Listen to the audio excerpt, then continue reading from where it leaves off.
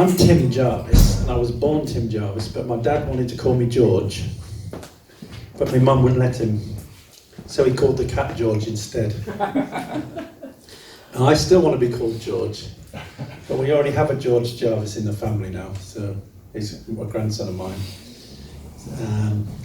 But my mum kind of ruled our house. Abigail know all about that. My dad never did. So I'm going to give my testimony because everybody else has sort of feeling a bit left out. Am I in the shot there? Yeah. Cool, thank you. I was born in 1961 in Edgbaston in Birmingham, in the same hospital as Annette in the same year. And it was only a small hospital, I think it was only 32 beds, so it was quite small. And so that was a real coincidence, wasn't it? I've checked her birth certificate, it's right, she was born there. But neither of us lived there very long. She went to Jamaica at 9 months old, and at 2 years old we moved out to a place called Barton under Needwood, which you've never heard of. And then when I got to 4 or 5, can't remember exactly how old I was, we moved down to the southwest of England. And I grew up just outside Weston-super-Mare. Has anyone heard of Weston-super-Mare? Yes. Weston-super-Mare is very like Bridlington. They're very similar places, very similar size, although Weston's grown a bit more than Bridlington has. But the only difference is Weston-super-Mare has a beach of mud and Bridlington's is sand. So you have this little tiny bit of sand, and then as soon as the tide goes out, which it goes out for miles, it's all mud. So yeah, that's Weston for you. I was raised in a strange religious family. Our family were Christadelphians. Has anyone ever heard of Christadelphians? So it's a weird sect. They believe some strange things, but it's sort of roughly Christian, but not really. The nearest thing I can think that it is to is Jehovah's Witnesses. You must have heard of those. It's very similar. But if you told them they were similar to Jehovah's Witnesses, they'd have an MP. They wouldn't like it. So there's various things they're most noted for the things they don't believe in. They don't believe in the Holy Spirit. They don't believe that Jesus was God. They don't believe in heaven, and they don't believe in hell. So much left to say. Really. Not a lot left. No. It's very 19th century rationalism. But it's a bit weird as well. There are some weird things that I do believe. I never believed any of it. There are people who have come out of Christadelphianism and got saved who've had to be delivered of it. I never got delivered of it because I didn't need to be delivered of it because I never believed it. It just all seemed like nonsense to me. But I did get an interest in the Bible. We had one guy who used to teach at church. You had to go to church every Sunday whether you wanted to or not, and you had to be quiet. You weren't allowed to say anything. Well done, you two. You had to just sit there. Where's Edward? Edward's not here, he's in the other room, okay. They don't have to be quiet. So, no, you couldn't say a word, you get smacked if you said something. So, and then luckily, after this interminable boring bit, because they had an organ, a proper organ that you pedalled. You know, one of those organs. And they used to play hymns from 5 million years ago. I'm sure it was that long. They were so old. So yeah, it wasn't very exciting, but we used to get to go out after half an hour of it before the exhortation came on. It was called the exhortation. It wasn't called preaching. It was called exhortation if it was on a Sunday morning, and it was called message if it was any other time. So you're giving the message tonight, brother. Annette's been to one of these services, haven't you, Annette? And they wouldn't let her take communion. She was getting quite upset actually. Right in the middle of the service, like, oh no, clash of cultures. It was anyway. I hated it. I'll be honest. It was awful. The Sunday school wasn't too bad if you had a teacher who was interested in the Bible and was going to teach you things out of the Bible. I found that interesting. I didn't believe it, but I found it very interesting. And I couldn't wait to escape from home. So when I was 17 and having to pick what university I should go to, because I was on for getting 3 A levels, and I had 10 O levels, so I did quite well, and I enjoyed school. I had a list. In them days it was called the UCA form. Does that still exist? Yeah. No. Does it still exist? Not in that. No, anyway, it's called UCA, University Clearing something or other, blah, blah, blah. And you had to put down, I think it was 7 choices of universities. And so my mum got hold of the form. She said, you've got to put Bristol down, because that's like the nearest university. And I was reluctant to put Bristol down, so we didn't put Bristol down in the end. Because it wasn't Where were you living? Withernsea. Oh, of course you were, yeah. Yeah. So then at the top I put Birmingham down because it was good for electronics. That's what I wanted to do, electronics. And I put down a load of other universities. I think Southampton was one of them, I can't remember them. But right at the bottom was Hull. I don't know why I put Hull there. I had no idea why I put Hull there. It just came, it must have come, because we didn't have computer screens then, so you were looking through books, and I must have just opened that H page and there was Hull, University of. I'll put that down for a laugh, just. So I took my upper form home and my mum said, oh, Hull, where's that? I thought, I'm going there. She doesn't know where it is. So, that is true. And not because I didn't love my mum, but I needed to get away from home because it was awful. And so I went to Hull I went to Birmingham first of all for my interview, and I got a place.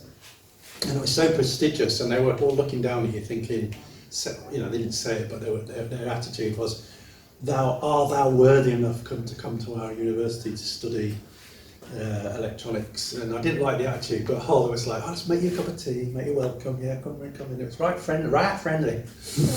And you have to bear in mind that I had a West Country accent then, which as soon as I opened my mouth anywhere in Hull, people just used to laugh at me. I had to lose that fast, otherwise I would have been... They'd still be laughing at me, I think. And so, yeah, that's what Wurzel Gummidge accent. And that's what you get when you come from Withernsea. And so, yeah, I enjoyed my university days. I didn't get the grade I wanted. I only got a 2-1 in electronics because I didn't do very much, didn't do enough work. I had a run-in with the people that run labs. We used to get 1/3 of our marks came from labs, so it was quite hands-on. And because in the second year I had a really bad migraine, so I couldn't do my lab report, and you get marked down on 0 for not doing the lab report, which I thought, that's fair enough, I haven't done lab report, 0.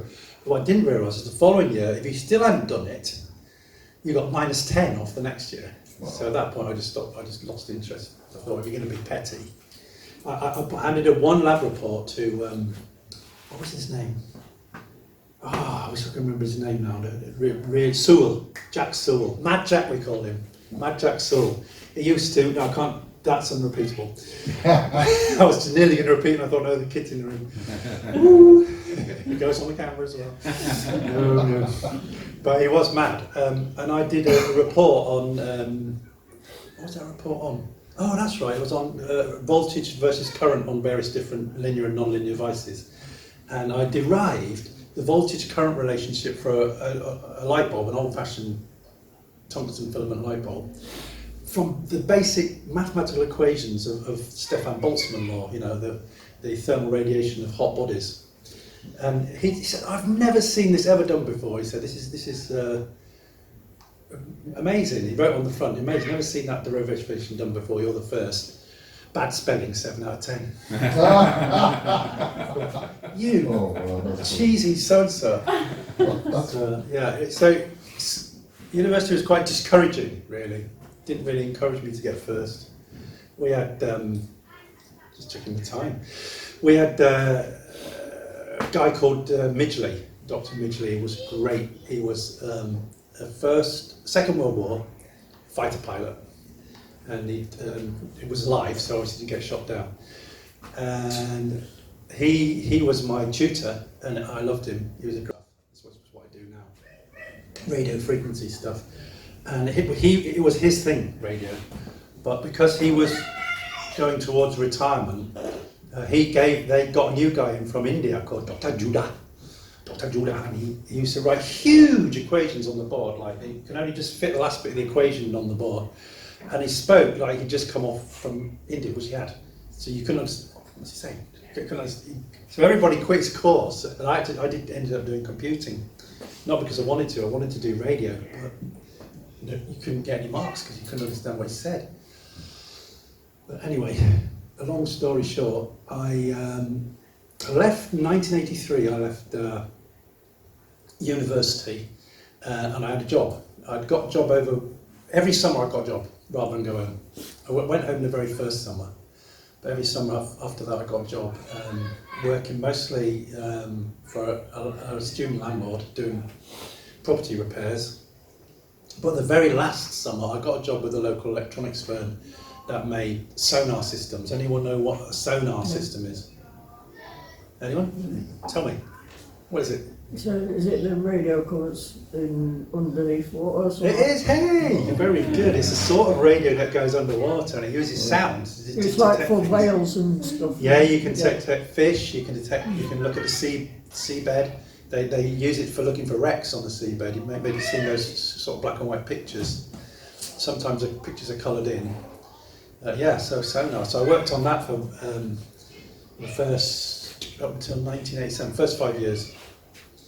And the thing was, quite early on, so I didn't get a break. So as soon as I finished my finals, which I studied really hard for, so I was already quite run down because I was spending day and night studying for my finals. Literally the next day after I finished my finals, I started work at the place that I was working in the summer, full time. And I got very sick. I actually wasn't living well, wasn't looking after myself as well. And I was living in a part of Hull in 1983 that wasn't a very sort of clean part of Hull, and there was an epidemic of hepatitis. So it's like a third world country Hull was back in those days, and I caught it, and I literally felt like I was dying. And most people who have hepatitis go sort of yellowy colour. I went white rather than yellow. I don't know why. But basically what happens is this virus attacks your liver and your liver just stops working. Right. And the virus doesn't stay in your body long. You're only contagious for about 10 days to 2 weeks. But it stops your liver, and then because your liver takes all the toxins out of your blood, they stay in your blood, all the toxins. And so they're running, all these toxins running around your head, and it makes you hallucinate, and it makes you just feel awful. It's just a horrible thing. Don't get hepatitis. Hep A I got. There's Hep A, I don't know about B, there's a C in there. There's different ones. Some of them druggies get. Hep A is just the infectious one that you get if you go to India or the third world or Hull in the 1980s. Yeah. Hepatitis B is blood. Blood, okay. So infections are things like that. Okay, right, thanks. Yeah, I'm not into medicine. So no, the thing with me is, do you know sometimes they have on the telly operations? Do you watch those? No, you don't, do you? Yeah. I can't watch them. There's sight of people being cut open and that, oh no, I can't look. I daren't look. And so because I grew up on a farm, anything injured like that, we just kill it. But you can't do that in hospital. Put it out of its misery. Even now, if we drive by, I saw a deer. We saw a deer, didn't we, on the side of the road, and somebody hit it, and its back was broken and its back legs, and it was just its front legs were doing this, but it was dragging its back leg, and it was not very old. It was quite young. I felt really, really bad. I thought, can I kill it here? I thought, I can't really kill it here with the cars driving by, and I'll get into trouble. So we put it in the boot of the car and drove it home. So where was I? Yeah, anyway, I take it round the back and put it out of its misery, because it was a misery, and then of course I had to take it down to the butcher's and have it butchered, and we ate it. It was lovely. Because he didn't grow up on a farm. So I got so sick with this hepatitis that I thought someone would have put me out of my misery, but they didn't do it. And I was hallucinating, and I thought, So I started to pray. Yeah. I started to pray, and I thought, if there's a God out there, I'll just pray to take me out of this miserableness. Right. You know, because I was off work for 6 months Oh wow. with it, and I started to pray, and I had been reading my Bible just out of interest, not out of faith, just it's interesting. And I'd gotten up to, at this point, it's got to be a God thing. I had just finished the Old Testament, and I just started on the Gospels. And you can imagine me praying, reading the Gospels, and they just felt alive to me, even though I was in this really ill state. So as I started to get better, I thought, if I need to pray when I'm sick, then I need to pray. And there's something in me that must need to find God. And so I started looking for God. And I went to the Christadelphian church one time. There was one in Hull, and I thought, no, God's not here. Right. He's probably knocking on the door trying to get in, but no one's letting him in. So I then went to St Mary's Skullcoats in Hull, and it's a huge church, and like 5 or 6 people in the congregation, 8 people including me and the vicar, and he comes in swinging his bells and smells, and it's high church, and you know, and I thought, this is a bit weird. I'm not really. This isn't me. Then I had a friend at university who said there's a church which you might like up on North Hull Estate called North Hull Christian Fellowship, and go there. Try out to go there. So I went there, and they had a guy there who was really, really anointed in worshipping in the Spirit, and he led the worship. And his name was, forgotten his name, Tony Wardle. And he had the gift that if, we called it body, they called it body worship, where the body would just be in a sense of being in God's presence, and then someone would start singing a song in whatever key, and he could just play it. He would just pick it up, and then the whole band would follow in. And then it would go quiet again, and then it would happen again. And I just thought, well, there was something about it that really attracted me. I found it really attractive. And so that became my church. That turned into Hull Community Church, which is still going. Okay. They got a guy from down south called Paul Bullivan to be the pastor. He was a bully, was not a nice man. And they threw me out. And they even announced in the Sunday morning notices, no one should have any fellowship without Tim Jarvis. Yeah, that was how controlling he was. He was a very controlling guy. Yeah, Well, what did I do. Just, there are a few things that he was doing that I didn't like, and you know, people were getting hurt, and I said, that's not right. I stood up and said, that's not right. This isn't right what you're doing. And I stood up to him, and he didn't like it. Good on you. Yeah, thanks. Mike Hardy, who you all know well, Yeah. was his second in command. Oh, wow. Oh, So it was Mike For Hardy. that one? Yeah, no, Wow. Mike Hardy since in the 1980s. Wow. And he, it was him who was given the task by Paul Bullivan of disciplining me at a meeting, which I stormed out of actually. And Tony's dad was there. Tony's dad was one of the elders as well. Brian, no, I'm getting confused. Brian Rowe was not his dad. Brian Rose was his dad's best friend. But it's a long time ago, so we'll get confused. It's been years and years of not having anything to do with Mike Hardy. Wow. And then John Bainan, years later, introduced me to him, and I was sort of recoiling, and oh no, bad experience. But I'm so glad I got to know him again, because he's such a lovely guy, and he was so apologetic for what he did. He kept trying to apologise. When we started the church here, he kept trying to apologise. He said, Mike, I think you've done that enough. Well, Point taken. But then, because obviously Paul Bullivan went on to treat him really badly. Yeah. Because if you're a bully, aren't you? As simple as. So I sort of can't tell you when I got saved. I know what year it was, but I can't give you a day or an hour or a time. I just got to a point where I felt I needed to pray, I needed God in my life. When I read the Gospels, I thought, this Jesus guy is really cool. I like him, I like what he stands for. So at some point in my life, I made him Lord of my life. But I don't know when. God knows. Yeah. A day in 1983. 1984, I got baptised in R.E. Schellingrouth's swimming pool. And quite soon after that, when I got thrown out of church, I became backslidden. I had enough of it all, you know. I said, if that's your church, and that's how you're going to carry on, forget it, you know, I'm not interested. And it wasn't until a lot of years later that I really slowly came back into church life and rededicated my life to the Lord.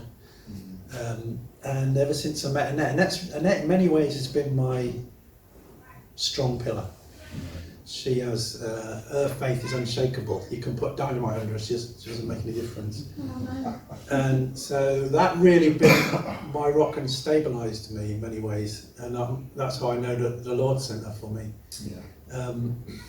And it's interesting, I didn't meet her until after I made a decision to rededicate my life completely to the Lord, rather than just...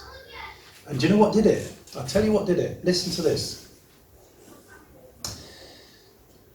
I called myself a Christian, and I looked around at other people in the world who weren't Christians and didn't call themselves Christians, and I couldn't see any difference.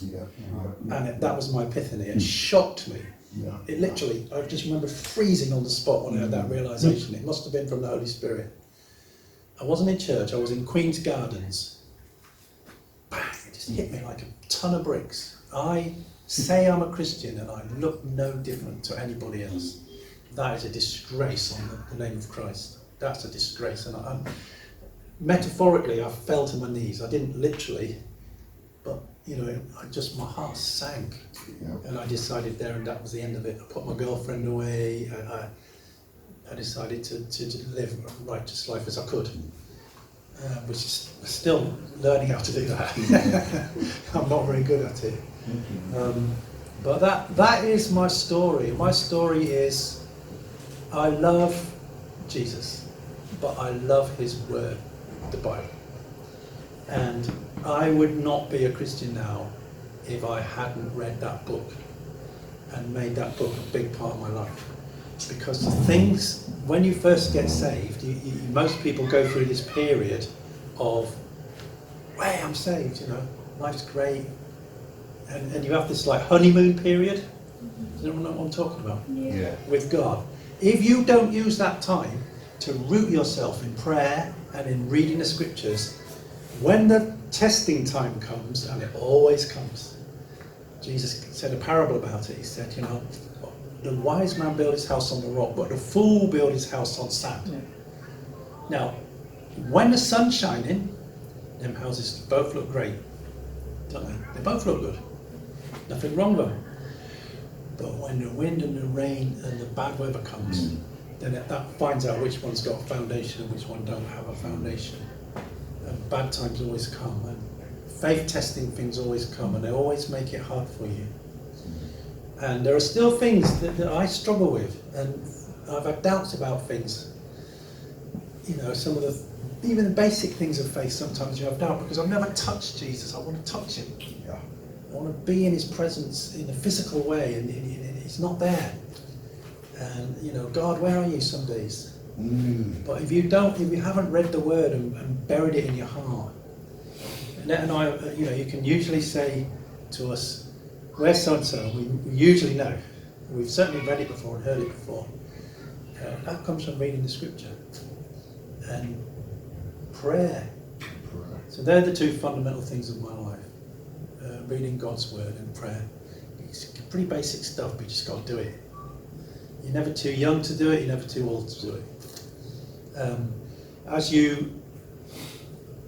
Some of it's pretty difficult to read. Certainly the first 5 books. Genesis is all right actually, but I'd skip the next 4. Yeah. Especially numbers. You don't have to start in any order. No. So I have a reading plan where I read the Old Testament on one of my cycles. The other one I read what's called the I forget what they call them now, but it's the Psalms and the Proverbs and Song of Songs, etc. That's my other cycle.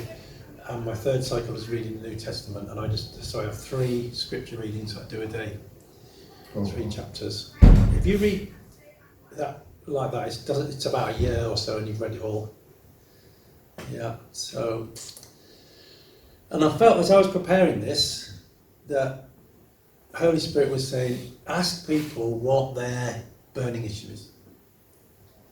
So, who's going to be the guinea pig? Who's going to go first? Now, what thing is it about God that is a burning issue for you that either you doubt or you are unsure of, or you want a question that you want answering?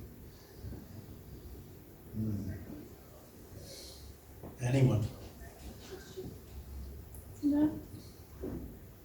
Any burning questions? There aren't many of us here, but it's not that embarrassing. I think for me, I think it is for a lot of people. It's a trust thing, and how much you'll allow yourself to give over to God, and it's learning that it's not your way, and it shouldn't be your way. It should be His way. Absolutely.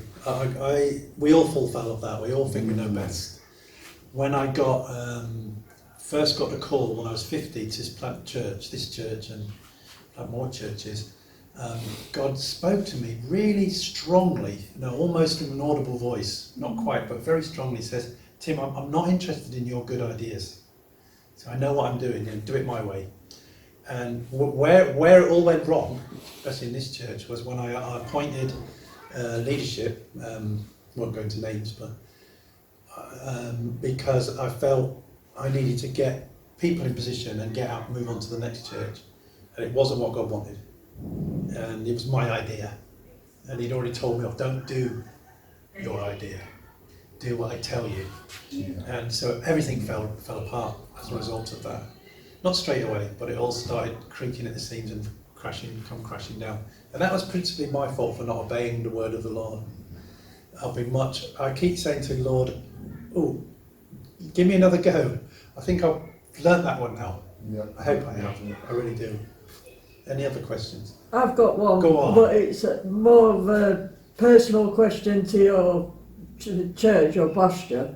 I hope you don't mind. I am Christina from Doncaster.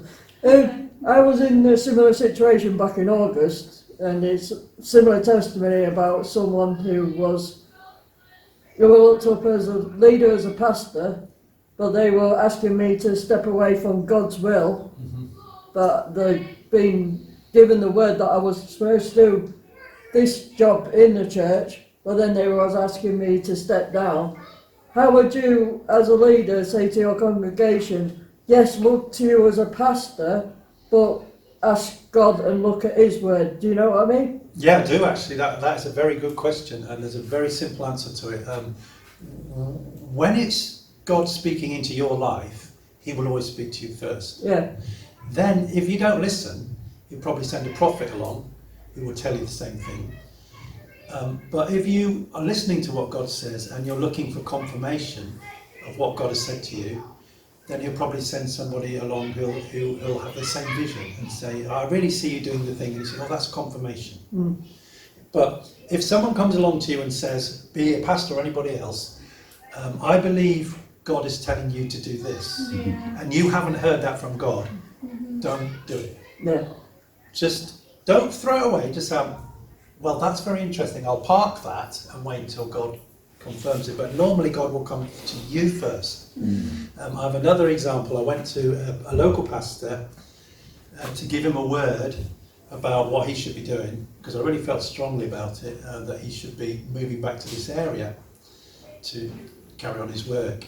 I gave him the word, and he really strongly anti the word. I was like, ooh. He came back quite strongly at me. And that's a response that you will get from someone who God has been talking to, but they don't want to do it. They don't want to listen. So then He'll send someone, and that was me in that case. That person is now back in the area ministry, But yeah, so don't do it unless God has told you first. Can I add something to that? Yeah. Is that alright? About the mic. Oh, don't need to, but Well, okay. for that. What's your name again, sorry? Christina. Christina. Lovely to meet you. I'm Abby. I think I said hi already. Yeah. But, if, like Dad said, if it's come from God, first of all, then you'll know. But also he'll confirm it in other ways. Yeah. And what you'll find is, I don't know if this was your story, but I had a similar, is people within church or within your life might see you a certain way, or see your role as a certain way because you might be good at it, or and almost without realising you'll be put into a box of this is what we believe you're suited to, or this is what we believe you are, and it might not even be in a nasty way, but they might see what you're good at and be putting you in a box. If God's given you a word that breaks away from that box, breaks your yoke if you'd like, then he will confirm it. And don't put yourself in that box thinking, well, if that's what everyone else thinks I should be doing, because that's damaging. And it's not other people's opinion of what you're suited for, what you're meant for that counts. It's God. Yeah. God has a plan and a purpose. And if you know in your heart that's what he's called you to do, and if he's confirmed it to you, then God will make a way for you to be wherever situated you need to be to fulfill that. Yeah. All right. And my story was, I was at a church and doing youth work, but 5 or 6 times I stepped away because of I nearly died 3 years ago, so I had to step down because of illness. And then everyone's like, "Oh, but Lord's leading you." I says, "I know, but it has to be at the perfect time." Right. So when I got back to the youth work, and then for last August I met everyone at Awaken and that, and then the Lord would say, something new is going to happen, something new is going to happen. Right, Within about 6 weeks of that happening, the pastors themselves asked me to step down from the calling. Right. And I'm like, hold on, Lord's been calling me for this for a long time. And it led me to leave the church, and I said, Lord, I've had enough. It says, if you want me to stay in the church, you provide a word, or if I'm going somewhere else, I ended up joining a ground level network church, and I've been with them ever since, and they're wanting me to go back into youth work. Yeah. See, God made a way for you. Anybody else? It's about finding the place that encourages you. Anybody else want the microphone? Spirit. We'll have one more. Anybody else? Point. Don't make me stand here looking stupid. Is there a difference between, we said about obeying, didn't we? And then we talked about trust. Okay, so I feel like I can shout, honestly. It's fine. Shout then. Shout. I'll shout. I feel like in the obeying department, I don't often fall short. I do obey what I'm told to do, what God tells me to do. But sometimes I'm struggling with the trusting. I don't know how this is going to pan out. I'm doing it, but inside I'm wavering. Does God still see that as obeying, even though your trust is a bit wobbly, or not? Well, God always sees if you do what he says as obedience. You may question, I mean, look at Jonah, for example. Jonah just ran away, didn't he? But God said, right, no, I'm not accepting you running away. You've got to go and do what I told you to. And he did it so reluctantly. Most of Nineveh was saved because of Jonah's ministry, but not because of Jonah. Jonah hated them. He didn't want to do what God asked him to do. And when they did get saved and God didn't destroy them, he was really angry with God. So there's loads of examples in the Bible of really bad people who don't operate in faith. But God still uses them and still loves them. It's a bit of an extreme example, but there it is. My faith at the moment, I'm struggling because I really felt that God was in my resignation from work. I don't know what I'm going to do for money when I finish, but I keep telling myself, well, God was very much in, I can tell you the story of how resignation came about, but I know that God was really in it. And so he has to have something else for me to do. And some other way of giving me money and food. If he created the whole universe, I think he can manage that. I just If don't. we can get ravens to bring bread. That's right, Elijah, yes. So, and there's loads of examples in the Bible of people who didn't trust.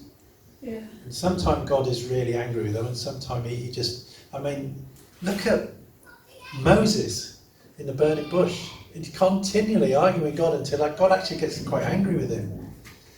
But his heart was towards the Lord. And then there's other times you see kings in the book of Kings, his heart wasn't to the Lord, and God brings them a message and they would just reject it. So God, when he comes to you, always looks at your heart. He's not looking at your doubt. Everyone has doubts. He's looking at, are you basically for him? Are you going to do what he says, or are you not? Are you against him? And and everyone in this room is for God. You wouldn't be here otherwise. You wouldn't be sat here. Okay, so And I think trust is a journey, yeah, relationship. So if your heart is towards him, as Ken said, he treats someone who is resistant to someone who is trying to get up like a child, learning to walk. He'll treat you like a child and wanting to learn to walk, and will help you to get strong on your feet. Abraham, the father of faith, he very much stumbled along until he became strong in faith. yeah, very good. Okay, so that's it. You can always ask a question afterwards. And I'm standing on a rock, the rock of ages, standing on a rock, the rock of ages, standing on a rock that'll never change. No, he'll never change, never change.